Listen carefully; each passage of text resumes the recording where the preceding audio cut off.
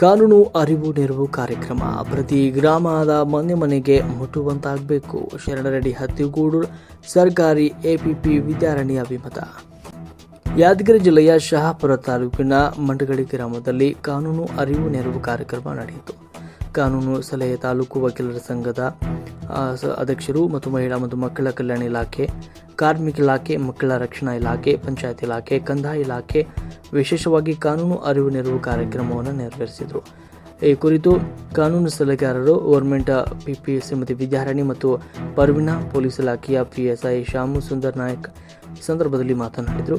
ಗ್ರಾಮದಲ್ಲಿ ಪ್ರಮುಖ ಬೀದಿಗಳಲ್ಲಿ ಸರ್ಕಾರಿ ಶಾಲೆಯಲ್ಲಿ ಕಾನೂನು ಅರಿವು ನೆರವು ಕಾರ್ಯಕ್ರಮ ಕೂಡ ಈ ಸಂದರ್ಭದಲ್ಲಿ ಜಾಗೃತಿಯನ್ನು ಮೂಡಿಸಿದರು.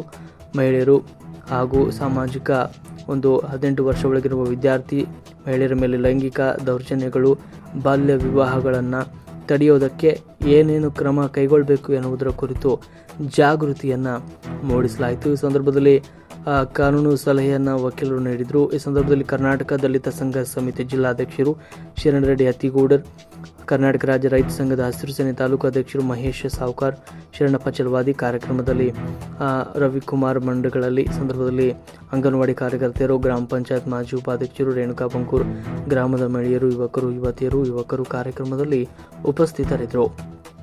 ವರದಿ ಶರಣರೆಡ್ಡಿ ಹತ್ತಿಗೂಡರ್, ಮಹಾಯುಧ ನ್ಯೂಸ್, ಯಾದಗಿರಿ.